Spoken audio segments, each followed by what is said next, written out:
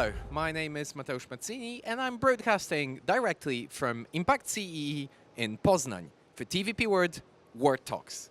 And my guest now is Wolfgang Münchau, co-founder of Eurointelligence, columnist at Unheard, and an author of a best-selling book, Kaput, about the recent stories concerning the German economy. Wolfgang, welcome to TVP World. Mateusz, thank you very much for having me here. Wolfgang, I wanted to start precisely with where we left off, so the German economy. Here at Impact CE, you're involved with a discussion panel about France and Germany. That begs the question of whether France, Germany could still be the engines of European growth. But I'm going to anticipate that question and answer that for you. What if they cannot? And who could be a leader of economic growth in their place? Yeah, I think it's probably not how I look at this to identify a country that's a leader in economic growth. I think if I had to spot a country, it's probably Poland as a leader of economic growth, because Poland clearly is one of the strongest growing European economy from a lower basis, obviously. The question is, can Europe as a whole get out of its growth trap? Because Europe's growth has fallen. Italy isn't, hardly grows anymore. Germany's potential growth these days is 0.5%, which is like its average structural growth, close to zero. So this is a structurally stagnating economy. France is doing a little better, but not a lot better. And France is only doing a little better because its demography is slightly better. It's not its productivity that's better. It's just the fact that there are, France is about to decline at a slower rate than Germany.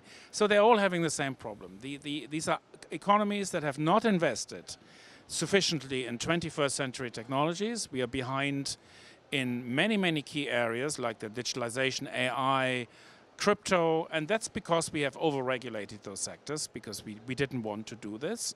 In Germany, one of the most famous examples, the car industry. 20 years ago, it was the world leader.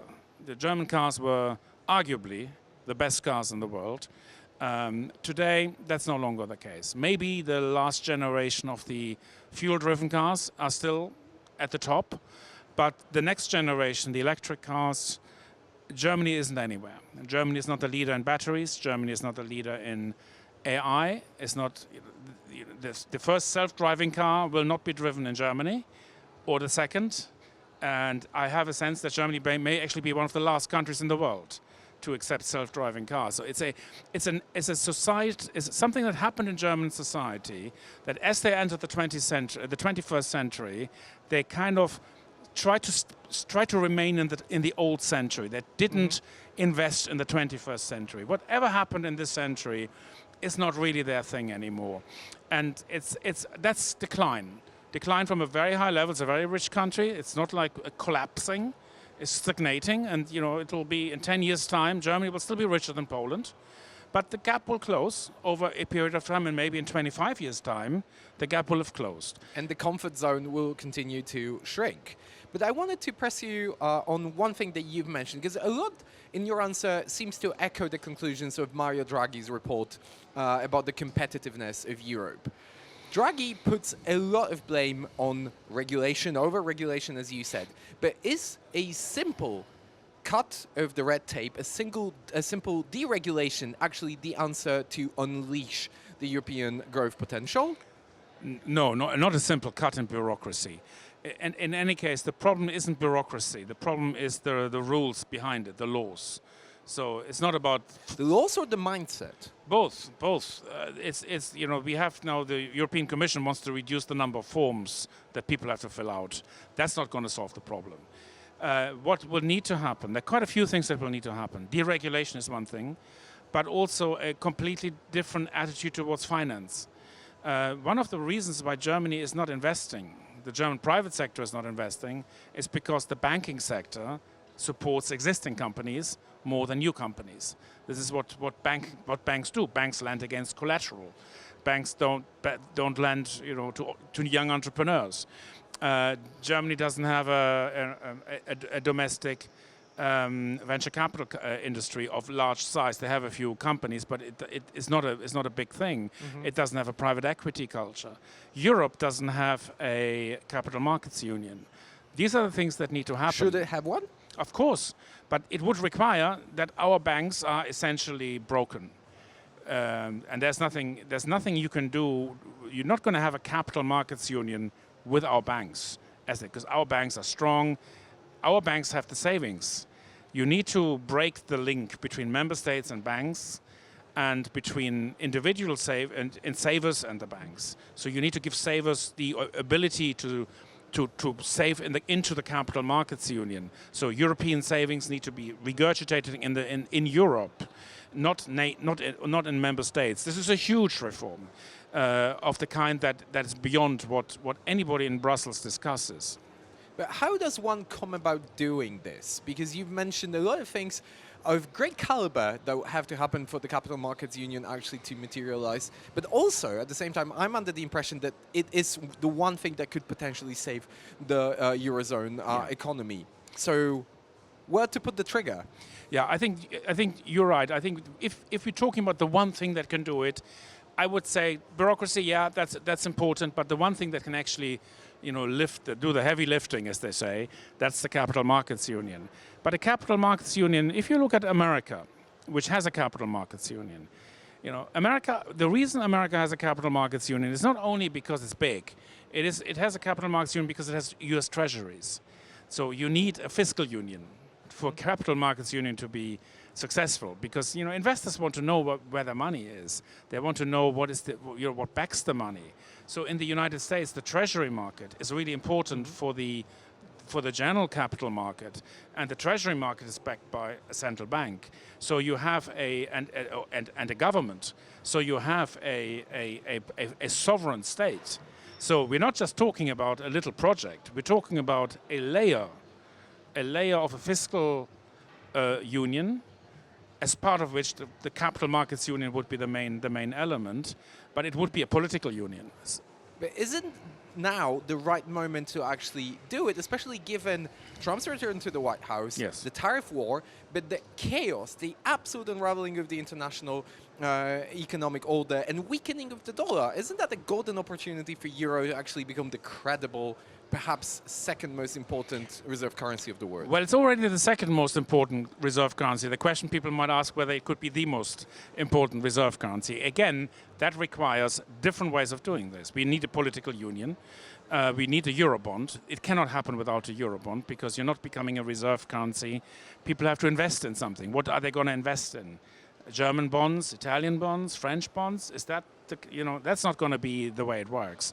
You need a very large and liquid treasury market on the short end, the medium end, the long end. You need an infrastructure that we are not even we can't even dream about at this moment. So there is no road that leads past a political union. And if the answer is, as I believe it will be, no, that we don't want this, because so many countries don't want this, it's going too far, there's a lot of opposition to this, then my conclusion is that it just won't happen, and that the most likely scenario, the alternative scenario to political unification, is long-term stagnation. So is there anything beyond the political union that could actually make Europe competitive, especially vis-a-vis the American tech sector? Because you write about that quite extensively, that we squeezed between increasingly more adversarial American tech giants, China on the other hand. Are we doomed to just become obsolete? No, nobody's ever doomed to become obsolete. And in life we always have second-best strategies, and we are probably looking at second-best strategies. I would probably still favor a capital markets union of a lighter touch. Deregulation could help a lot, and micromanaged, venture capital and private equity companies, governments that are willing to embrace Schumpeterian creative destruction. It will need a bit of that spirit. That even smaller countries, smaller economies like France or Germany and Poland, can, in a situation like that, improve their economic governance and will achieve better economic results. Absolutely. That is possible. I'm not saying it's only one or the other. The question is, we are dealing with the United States and China, that are both bigger than us as individual nations. They're both quite aggressive.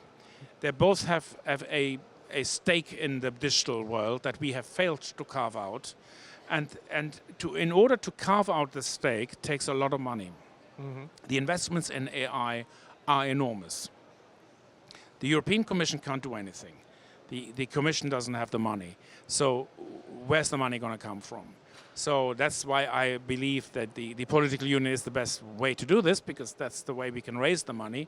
But if we did this on a national scale, maybe Germany could do this, but I don't see this. The priority, it would require a political earthquake in Germany that I can't see. And if anything, you see this drift to the far right, the AfD kind of rising in the polls.